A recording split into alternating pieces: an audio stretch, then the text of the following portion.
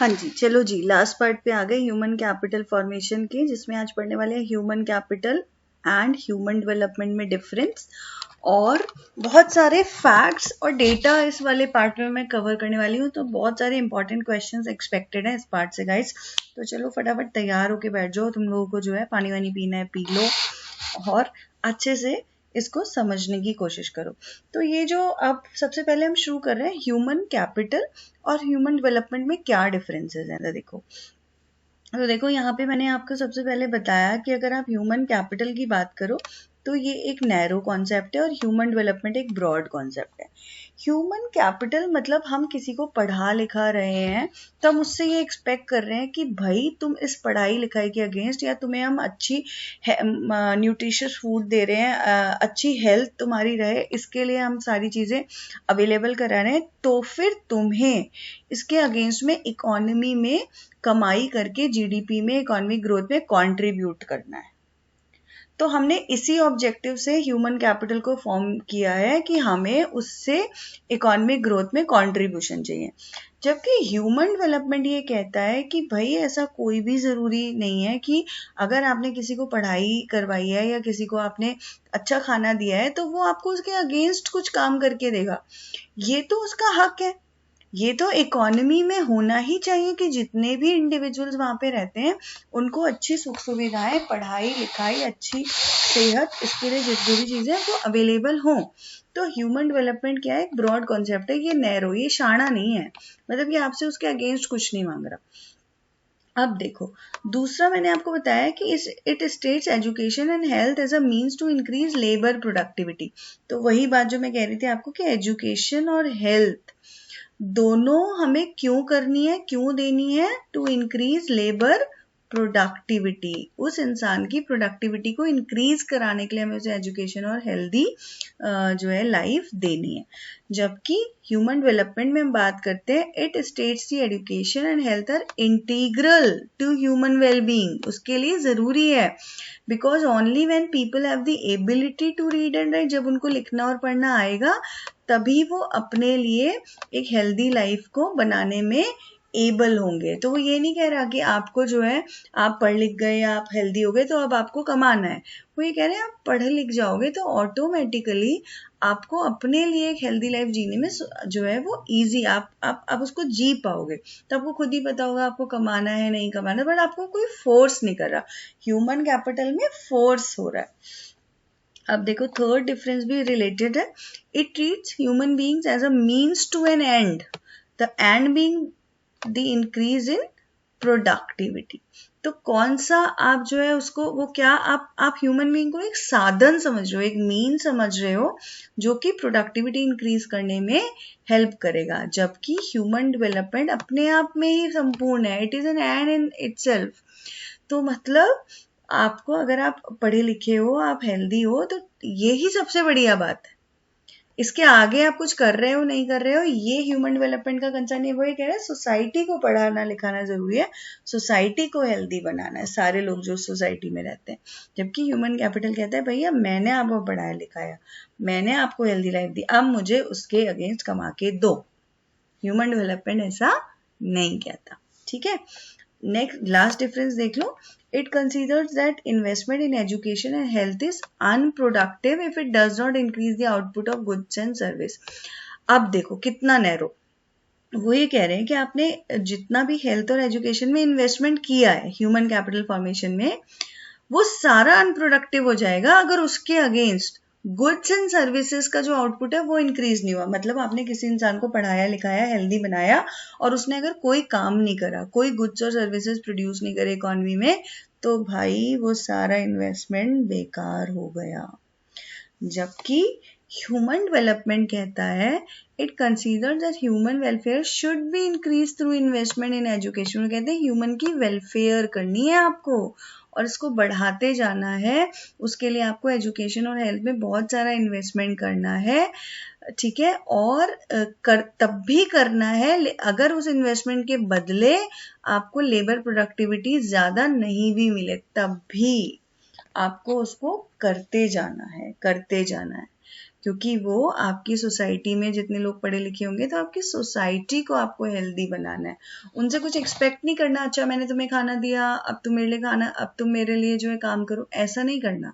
तो human development एक broad concept है और ह्यूमन कैपिटल एक नैरो कॉन्सेप्ट है। चलो जी आगे चलते हैं, हो गया डिफरेंसेस, फटाफट कवर करेंगे आगे। अब देखो, अब जब आप ह्यूमन कैपिटल फॉर्मेशन की बात कर रहे थे तो हम यहाँ पे बात करेंगे कि हमें ये तो पता लग गया कि एजुकेशन और हेल्थ ये दोनों मेन रिसोर्सेज है, मेन सोर्सेज है ह्यूमन कैपिटल फॉर्मेशन के, ठीक है। ऑन दी जॉब, माइग्रेशन और इंफॉर्मेशन वाले इसके बाद आते हैं, ये दोनों पे ज्यादा हम जो है एम्फेसाइज करते हैं हमेशा। तो इनको क्यों कह रहे हैं, सबसे पहले हम समझेंगे इनको जो है मेन सोर्सेज हम क्यों कह रहे हैं, ठीक है। और आगे गवर्नमेंट का इसमें क्या रोल होता है, प्राइवेट सेक्टर का क्या रोल होता है और ऐसा क्यों होता है, ये हम सब देखेंगे। तो देखो बच्चों, हम सबको पता है कि इंडिया हमारी फेडरल कंट्री। अब फेडरल कंट्री क्या होती है, फेडरल कंट्री क्या होती है, जिसमें कि देखो एक सेंट्रल गवर्नमेंट है आपके पास, जिसको आपने सेंट्रली इलेक्ट करके कहा है कि आप सेंट्रल लेवल पे पूरी इकोनॉमी के लिए पॉलिसी बनाओ। उसके साथ साथ हर स्टेट की, इंडिया में जितने भी स्टेट्स हैं उनकी या यूनियन टेरिटरीज है, वहां पे एक एक गवर्नमेंट चल रही है।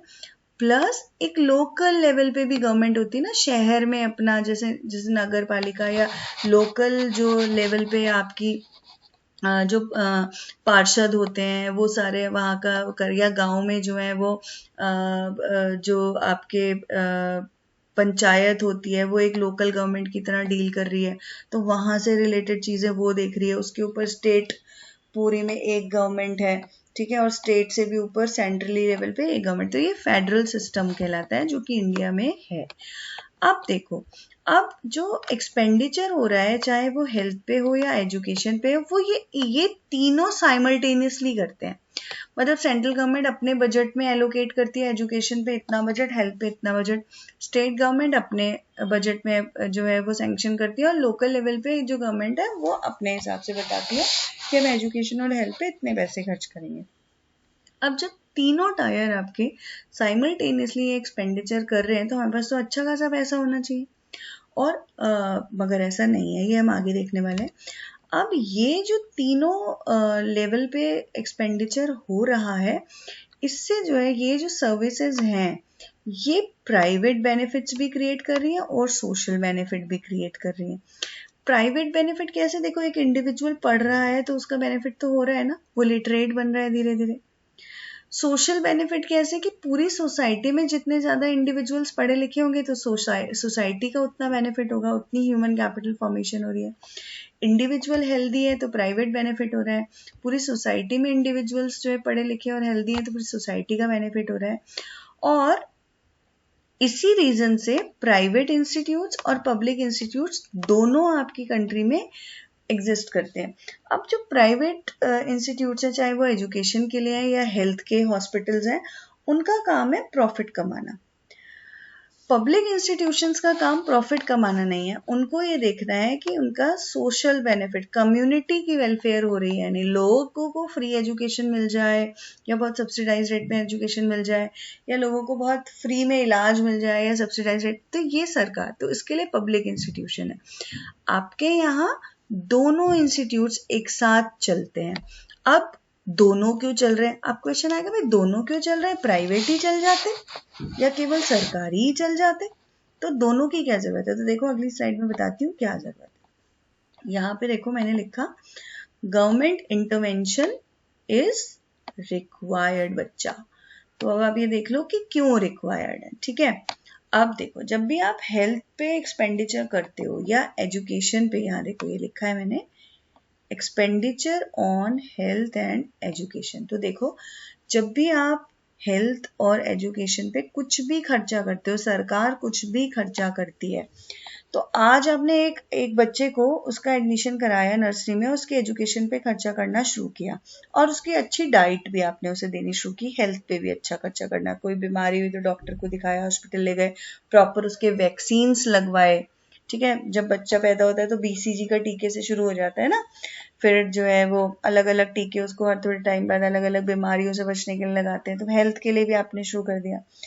अब बेटा आप ये देखो कि बच्चा नर्सरी में फर्स्ट में सेकंड में आया है, तो जो एजुकेशन उसकी चल रही है वो जितना पढ़ेगा लिखेगा उसका इम्पैक्ट आपको कब पता लगेगा? 2-3 साल में पता लग जाएगा, या जब वो 18-20 साल का 22 साल का बच्चा हो जाएगा, 24 साल का बच्चा हो जाएगा, वो कोई टेक्निकल एजुकेशन ले चुका होगा, तब उसको कोई क्या किस तरह का वो काम करेगा, अपना काम करेगा या किसी के यहाँ नौकरी करेगा, तो उसका इम्पैक्ट पता लगेगा कि उसकी एजुकेशन का उसके सोचने पे, उसके लाइफस्टाइल में, उसके इंडिपेंडेंट होने में, उसके कमाने में कितना रोल है। तो आपको भी पता है कि ये हमें बहुत सालों के बाद पता लगेगा कि जो हमने शुरू से लेके एक्सपेंडिचर किया उसकी एजुकेशन पे, उसका क्या इम्पैक्ट हुआ, बहुत 20-22 साल बाद, 25 साल बाद पता लग रहा है। सेम हेल्थ पे भी आपको तभी पता लग रहा है। फीमेल्स की बात करें तो फर्टिलिटी रेट बहुत इंपॉर्टेंट है। तो आपने बचपन से जो एक फीमेल को अच्छा खाना दिया, सारी सुविधाएं दी, हेल्थ उसकी बढ़िया रखी, आगे वो 22-23 साल की उम्र में अगर वो माँ बनती है तो उसको कोई कॉम्प्लिकेशंस नहीं होते, वो हेल्दी रहती है, उसका बच्चा हेल्दी रहता है, तो आपको तब पता लग रहा है। या आपने बचपन से सबको टीके लगवाए तो वो आगे जाके बीमार नहीं हुए, तो ये आपको तो यहाँ पे मैं ये कहना चाहती हूँ कि गवर्नमेंट का इंटरवेंशन इसलिए ज़रूरी था कि एक्सपेंडिचर जो हेल्थ और एजुकेशन पे होता है ये हमेशा लॉन्ग टर्म इम्पैक्ट क्रिएट करता है। ठीक है, 22-25 साल बाद आपको पता लगेगा, हाँ जी हम जो इतने सालों से पैसा खर्च कर रहे थे वो बढ़िया रहा या हमें नुकसान हो गया। दूसरी बात, ये कभी भी रिवर्स नहीं हो सकता। आपने जो पैसे खर्च कर दिए वो कर दिए, 22 साल बाद पता लगा मुझे, अरे यार इस बच्चे को पढ़ाया, इसको तो कुछ भी नहीं आता, तो क्या सारा पैसा वापस आ जाएगा जो लगा? नहीं लगेगा। 22 साल बाद मुझे पता लगा इस बच्चे की हेल्थ वगैरह पे सारे पैसे खर्च करे, बट इत्तेफाक से इसे ऐसी कोई बीमारी हो गई जो लाइलाज है, तो क्या सारा पैसा वापस आ जाएगा? कैंसर हो गया, कुछ हो गया, नहीं होगा ना। तो इसका मतलब जो एक्सपेंडिचर आप हेल्थ और एजुकेशन पे करते हो वो लॉन्ग टर्म इम्पैक्ट होता है उसका, और वो रिवर्स नहीं हो सकता। अब जब वो रिवर्स नहीं हो सकता या उसका इफेक्ट बहुत टाइम बाद पता लगेगा, तो अगर आप प्राइवेट प्लेयर्स को दे दोगे ये सिर्फ कि भाई तुम लोग चला लो, ठीक है, तो लंबे समय के बाद आपको पता लगेगा कि प्राइवेट प्लेयर्स ने तो अपने प्रॉफिट कमाने के चक्कर में बच्चों को कुछ ढंग से पढ़ाया ही नहीं, या जिस टेक्निकल एजुकेशन की जरूरत थी वो दी ही नहीं, तो आप क्या करोगे? तो इसलिए ये बहुत रिस्की है। ठीक है, पहला रीजन। दूसरा, कंज्यूमर्स जो पढ़ाई के लिए जा रहे हैं या जो हेल्थ के लिए जा रहे हैं, उनको पूरी इंफॉर्मेशन ही नहीं होती उस सर्विस की, चाहे वो हेल्थ की सर्विस है या एजुकेशन की सर्विस है, कि उसकी क्या क्वालिटी होनी चाहिए और कितने पैसे होने चाहिए। कभी भी ओके मुझे एमबीए में एडमिशन लेना है, ठीक है जी ले लो। अब एमबीए में मुझे क्या पढ़ाया जाएगा? ब्रोशर में मोटे मोटे सब्जेक्ट्स लिखे, ये पढ़ूंगी, वाह वाह बहुत बढ़िया। उनके अंदर मुझे क्या पढ़ाया जाएगा, कैसे पढ़ाया जाएगा, मुझे नहीं पता। मुझसे कह रहे हैं आप मुझे 15, आपकी फीस 15 लाख रुपए है, लेकिन जो कंटेंट मुझे पढ़ाने वाले हैं क्या वो वाकई 15 लाख रुपए फीस डिजर्व करते हैं, या ज्यादा करते हैं या कम करते हैं, मुझे पूरी तरह नहीं पता। तो जो कंज्यूमर होता है उसे पूरी तरह नहीं पता होता। प्राइवेट सेक्टर क्योंकि प्रॉफिट ओरिएंटेड है, तो गवर्नमेंट को ये लगता है कि सोसाइटी के बेनिफिट की जगह ऐसा ना हो कि ये मोनोपोली क्रिएट करके अपने प्रॉफिट्स जो है करते रहें और कंज्यूमर को एक्सप्लॉइट कर लें। तो गवर्नमेंट क्या कहती है कि भाई हम पूरा इनके ऊपर नहीं छोड़ सकते, हमें भी पब्लिक इंस्टीट्यूशंस बनाने पड़ेंगे सेम सेक्टर में, हेल्थ में भी एजुकेशन में भी, ताकि इनके ऊपर भी डर बना रहे प्राइवेट प्लेयर्स का कि आपकी मोनोपोली नहीं है, सरकार भी है, और सरकार कम रेट्स में ये सारी चीजें करा रही है, तो जो है वो आप मोनोपोली नहीं होगी और वो कस्टमर्स को एक्सप्लॉइट नहीं करेंगे। तो इसलिए दोनों ही सेक्टर्स में गवर्नमेंट इंटरवेंशन बहुत जरूरी था, एजुकेशन में भी और हेल्थ में भी, दोनों में। ठीक है बच्चा, चलो आगे। अब देखो इंपॉर्टेंट क्वेश्चन एक और बनता है यहाँ पे, आपसे पूछ सकते हैं कि रेगुलेटरी अथॉरिटी, आप कह रहे हो कि सरकार भी है दोनों सेक्टर्स में, तो कहाँ कहाँ पे है सरकार, भाई हमें बता दो। तो अगर आप सरकार की बात करो यानी रेगुलेटरी अथॉरिटीज यानी गवर्नमेंट बॉडीज की बात करो, तो सबसे पहले बच्चे हमारे यहाँ तो MHRD है एजुकेशन में, ministry of education central level पे और स्टेट लेवल पे भी काम करती है। ठीक है, ministry of human resource development MHRD कहते हैं इसको। ठीक है, इंपॉर्टेंट है, शॉर्ट नोट में पूछ सकते हैं। उसके बाद और कौन कौन सी बॉडीज हैं जो गवर्नमेंट बॉडीज हैं जो एजुकेशन में काम करती हैं? तो सबसे पहले NCERT मैंने लिख दिया है, आप सब एग्जाम देने वाले उसकी बहुत सारी बुक्स पढ़ते हो, टेक्स्ट बुक्स पढ़ते हो। National council of educational research and training, ठीक है, बोर्ड्स में आपकी CBSE बोर्ड है, ICSE बोर्ड है, ये सारे बोर्ड्स भी जो है वो रेगुलेटरी अथॉरिटीज है। Then UGC university grant commission, ये यूनिवर्सिटी हायर एजुकेशन के कोर्सेज जो है चलाते हैं। Then all India council of technical education, यहाँ पर भी जैसे MBA या और डिफरेंट कोर्सेज वो AICTE एफिलिएटेड होते हैं। तो ये सारी रेगुलेटरी अथॉरिटीज़ हैं जो सरकार के अंडर में काम करती हैं और वो कहते हैं कि भाई हम जो है इंश्योर करेंगे कम्युनिटी की वेलफेयर हो, प्रॉफिट मेकिंग हमारा काम नहीं है, ठीक है, वो प्राइवेट प्लेयर्स हैं उसके लिए। अब हेल्थ में क्या क्या है, तो सबसे पहले मिनिस्ट्री ऑफ हेल्थ तो है ही आपकी, फिर यहाँ पे government organisation ICMR, covid vaccine में सुन रहे हो ना, अब ICMR की रिपोर्ट ये कहती है, ICMR की रिपोर्ट वो कहती है। तो Indian council of for medical research जो है वो एक गवर्नमेंट बॉडी है, ठीक है। तो इंपॉर्टेंट क्वेश्चन आ सकता है बच्चा पार्टी, इसको एक बार देख लीजिएगा। चलो अब अगले पे आ जाते हैं। अगला यहाँ पे फिर अब जब आप बात कर रहे हो कि गवर्नमेंट है, हमने देख लिया, अच्छा गवर्नमेंट की कौन कौन सी बॉडीज है वो भी देख लिया। अब गवर्नमेंट कितना एक्सपेंडिचर करती है एजुकेशन पे और कितना रिक्वायर्ड है, बच्चों इंपॉर्टेंट क्वेश्चन है, फिर से मैंने रेड मार्क लगाया है यहाँ पे, देख लेना अच्छे से। अब देखो यहाँ पे ना मैंने पॉइंटर्स में बहुत सारी चीजें आपको बताई है, इंपॉर्टेंट है। सबसे पहले ये तापस मजूमदार सर, इनका नाम भी आपको याद रखना है। ये देखो यहाँ फर्स्ट पॉइंट आपका कह रहा है कि गवर्नमेंट स्पेंड करती है एलिमेंट्री एजुकेशन यानी प्राइमरी और सेकेंडरी एजुकेशन पे ज्यादा, ठीक है, यानी कि नर्सरी से लेकर 12th तक पे गवर्नमेंट ज्यादा इस एजुकेशन पे खर्चा करती है। और टर्शरी एजुकेशन पे जो इसका शेयर है सरकारी खर्चे का वो इम्पोर्टेंट तो है, क्योंकि हायर एजुकेशन पे भी तो भाई सरकार को सामने आना पड़ेगा, है ना। ये थोड़ी है कि 12वीं के बाद सरकार ने कहा अब सारे प्राइवेट इंस्टीट्यूट्स देख लो भैया, हम कहीं नहीं है, तो फिर से एक्सप्लॉयटेशन शुरू हो जाएगा। तो सरकार टर्शरी एजुकेशन में भी है, लेकिन इनका शेयर यहाँ पर क्या है, सबसे कम है, ठीक है। प्राइवेट प्राइमरी और सेकेंडरी एजुकेशन में इनका शेयर सबसे ज्यादा है। इसके अलावा अलग अलग स्टेट्स में जो है हमें एजुकेशन में डिफरेंसेस देखने के लिए मिलते हैं गवर्नमेंट के शेयर में, ठीक है। अब जैसे आप देखते हो ना सरकारी स्कूल में फीस नहीं होती ना, जो है फीस नहीं है, यूनिफॉर्म फ्री है, किताबें फ्री हैं। तो गवर्नमेंट का क्या ऑब्जेक्टिव है कि जो उनकी पॉपुलेशन है वो कम से कम प्राइमरी एजुकेशन और सेकेंडरी एजुकेशन तो पूरी करे, पढ़ा लिखा हो हर इंसान। तो जितने ज्यादा लोग पढ़े लिखे होंगे who can read and right, वो अपना भला बुरा ज्यादा अच्छे से समझ सकते हैं, पिछले वीडियो में डिस्कस किया था ना, याद है, ठीक है। तो एलिमेंट्री एजुकेशन पे सबसे ज्यादा शेयर, टर्शरी पे भी इम्पोर्टेंट है पर इनके कंपैरिजन में कम है, और अलग अलग स्टेट्स में अलग अलग रीजन्स में आपको ये परसेंटेज शेयर डिफरेंट मिलेगा, क्योंकि स्टेट गवर्नमेंट का भी रोल है बेटा, तो इसलिए वो शेयर डिफरेंट हो जाता है, डिफरेंस आ जाता है उसमें। अब देखो, अब जो तापस मजूमदार कमेटी, जिसको मैं आपको कह रही हूँ कि बहुत इंपॉर्टेंट नाम है, आप याद रखो, फोटो वोटो मैंने इनकी नहीं लगाई, वो तुम लोग देख लेना। तो 1998 में एक कमेटी बनी थी, तापस मजूमदार कमेटी। इन्होंने ना सेम चीज बोली, इन्होंने भी ये कहा कि भाई जो 6 से 14 साल के बच्चे हैं, मतलब आप ना प्राइमरी एजुकेशन की जो बात कर रहे हो, ये ना फ्री होनी चाहिए, ठीक है। तो जो भी जो बच्चे 6 से 14 साल के 6 to 14 ईयर्स के एज ग्रुप में आते हैं, मजूमदार कमेटी ने उनके लिए गवर्नमेंट से कहा कि आप ऐसे अरेंजमेंट्स कीजिए कि इनको फ्री एजुकेशन मिले। अब फ्री एजुकेशन की बात जब इन्होंने कर दी तो हमें ये इंपॉर्टेंट हो गया कि चलो इनको तो फ्री एजुकेशन मिलती है, लेकिन एक्चुअली में सरकार खर्चा कितना कर रही है ये भी तो हमें पता लगे एजुकेशन पे। तो देखो मैंने बीच में आपको एक पॉइंट पे दिखाया है, यहाँ पे ऑरेंज कलर से, ये देखो, इनएडिक्वेट एक्सपेंडिचर ऑन एजुकेशन। तो जो ये कमेटी थी इसने ये कहा कि भाई एटलीस्ट 6% ऑफ GDP जो है वो आपको एजुकेशन पे खर्चा करना चाहिए।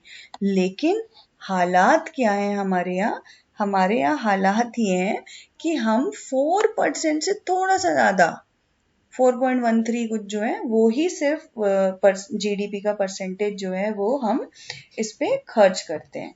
तो ये एक बहुत बड़ी प्रॉब्लम है कि जो गवर्नमेंट का एक्सपेंडिचर परसेंटेज ऑफ GDP के हिसाब से होना चाहिए उतना नहीं है, इनएडिक्वेट है, कम है, बहुत कम है भाई। इसके अलावा गवर्नमेंट ने क्या किया, हर किसी से आप जितने भी ट्रांजेक्शन, जितने भी यूनियन टैक्सेस हैं गवर्नमेंट के, हर टैक्स पे 2% का एजुकेशन सेस भी लगाया। इसका मतलब क्या था कि आपको जो एजुकेशन सेस ले रही है उसको भी सरकार, जैसे हेल्थ में कुछ भी या एजुकेशन में, बेसिकली ये टैक्स ऑन टैक्स कहलाता है। जो सेस है वो टैक्स ऑन टैक्स कहलाता है, और ये कोई भी ना किसी सर्विस को प्रमोट करने पे लगाया जाता है, जैसे हेल्थ, एजुकेशन, या अब जैसे गवर्नमेंट ने यहाँ पे सारे यूनियन टैक्सेस पे लगा दिया, तो ये जितना भी सेस इकट्ठा होगा ये किस पे खर्च होगा, एजुकेशन में खर्च होगा। उसके बाद भी बजट कितना रह जाएगा, इनएडिक्वेट रह जाएगा। अब देखो हालात क्या है बजट के। मजूमदार कमेटी कहती है फ्री पढ़ाओ 6 से 14 साल के बच्चों को और कम से कम 6% दो।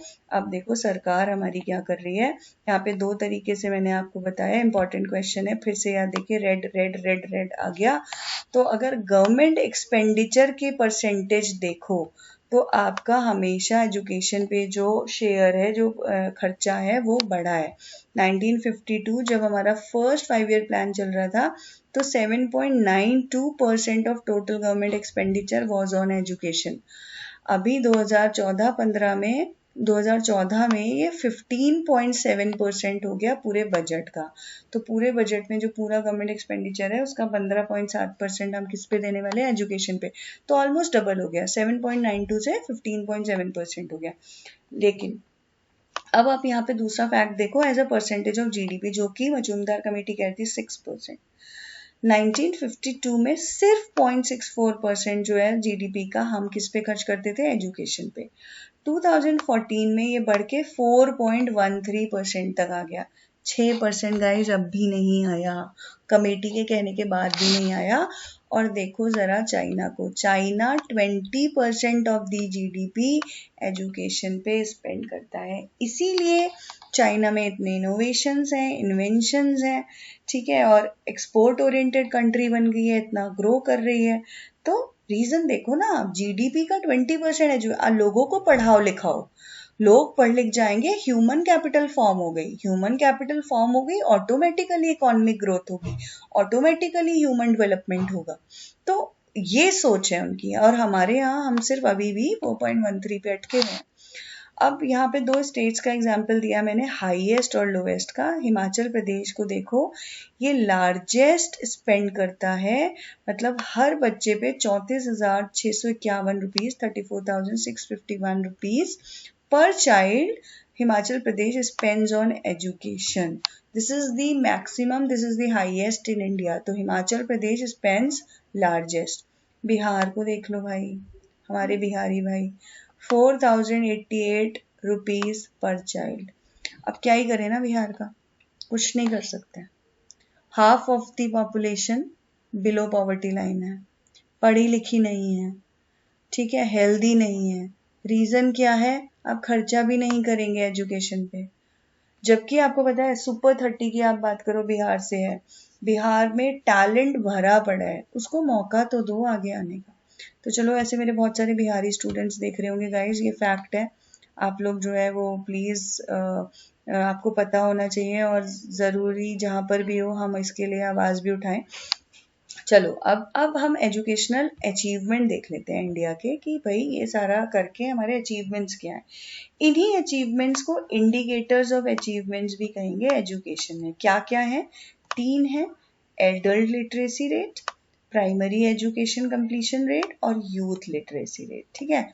एडल्ट लिटरेसी रेट मतलब 15 इयर्स एंड अबव जितने भी लोग हैं वो उनमें से कितने लोग पढ़े लिखे हैं। लिटरेसी मतलब who can read and right at least 1 language, okay. तो 2015 में देखो 81% मेल और 63% फीमेल्स जो हैं वो पढ़े लिखे थे, जो एडल्ट्स थे, ठीक है, अबव 15 ईयर्स। अब बिलो 15 ईयर्स की बात करते हैं तो हम आ जाता है प्राइमरी एजुकेशन कंप्लीशन रेट, मतलब up to 14 years of age कितने लोग पढ़े लिखे थे, क्या रेशो था। तो मेल्स की बात करो तो देखो 94% बढ़ गया, फीमेल्स की बात करो तो 99% फीमेल्स जो है वो पढ़ी लिखी थी 2015 में। तो देखो ना, धीरे धीरे इम्प्रूवमेंट हो रही है ना। तो ये चीज हमें देखने के लिए मिल रही है, और ये अचीवमेंट है आपका, ठीक है। अब आ गया यूथ लिटरेसी रेट, मतलब 15 साल से ऊपर और 24 साल तक के जितने भी लोग हैं, ठीक है। एडल्ट में तो 15+ ऑनवर्ड सभी आ गए, उसके आगे तक के भी आ गए। यूथ का मतलब है 15 से 24 साल की एज जिनकी भी है, उनमें कितने लोग पढ़े लिखे हैं। तो मेल देखो 92% और फीमेल 87%, ये इनका लिटरेसी रेट है। वो लोग जो कोई भी एक भाषा को पढ़ और लिख सकते हैं।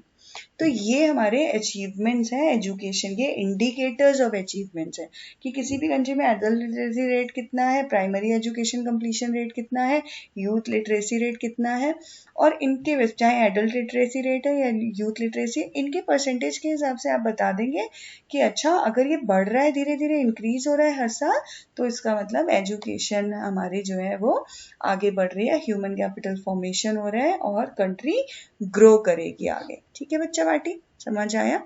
तो चलो फिर, ये तुम्हारा ह्यूमन कैपिटल फॉर्मेशन पूरा खत्म हो गया है। 4-5 में हमने ऐसे अच्छे से पढ़ लिया है।